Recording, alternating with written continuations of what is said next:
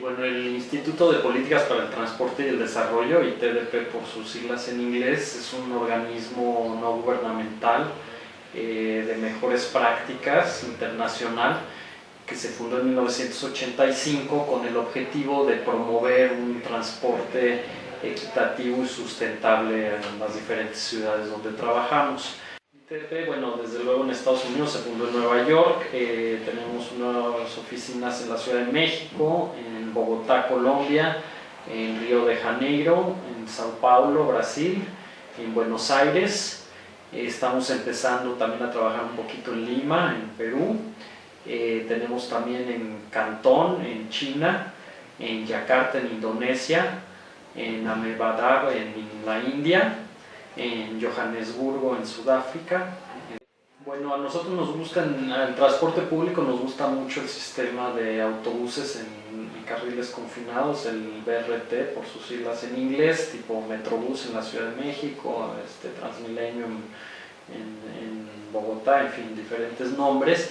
Creemos que por su costo y flexibilidad es una solución muy interesante porque tiene muchas de las ventajas de sistemas más robustos como el metro, al tener prepago, estaciones designadas, en fin, una velocidad de operación, una serie de criterios técnicos, y es muchísimo más barato que, por ejemplo, un metro, ¿no? En temas de no motorizado, bueno, pues obviamente la recuperación del espacio público a través de mejoras en banquetas, en cruces peatonales, calles peatonales, señalización, seguridad vial, educación vial, todo eso creo que nos parece muy importante. Desde luego también darles espacios a los ciclistas, que hay esquemas de préstamo de bicicleta, como el caso de la Ciudad de México ahora con la Ecobici, que haya carriles como el de Reforma, en fin, que la bicicleta se vea como un aliado más dentro de esta tendencia hacia las ciudades a volverlas más sustentables y humanas, ¿no?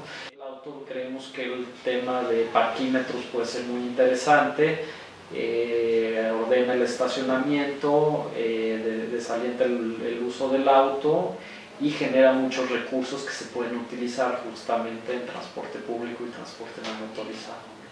Sí, bueno, yo creo que Curitiba en Brasil es un muy buen ejemplo. Es una ciudad que además inventó el sistema, digamos, el concepto de tener un autobús en superficie con carril exclusivo y una serie de características de operación muy eficientes, y además integró muy bien el uso del suelo, la planeación urbana con los sistemas de transporte.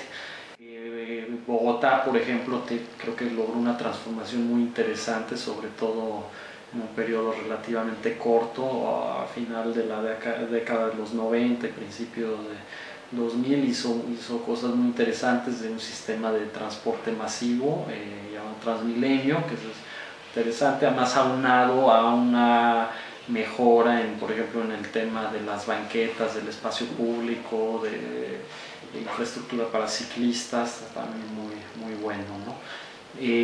Buenos Aires tiene cosas maravillosas, entre ellas de que pues, la gente utiliza el transporte público sin importar tanto la clase socioeconómica, ¿no? Brasil tiene muy buenos, en general Sao Paulo y Río tienen un sistema, un gremio de transportistas muy fuerte.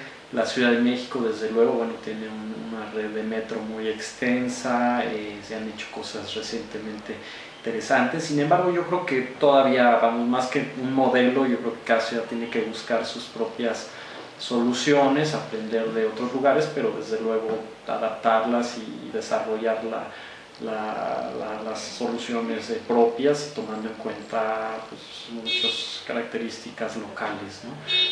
Creo que a nivel Latinoamérica todavía estamos atrasados en el tema de movilidad con respecto a otras ciudades, sobre todo en Europa, en parte de Asia, pero bueno, también hay un camino ya que se está trazando hacia mejorar las condiciones, y espero que continuemos, ¿no? Yo creo que, bueno, finalmente es una, como dice Antanas Mockus, ¿no? El transporte público es una excelente oportunidad para crear ciudadanía. ¿Por qué? Porque ahí convive mucha gente y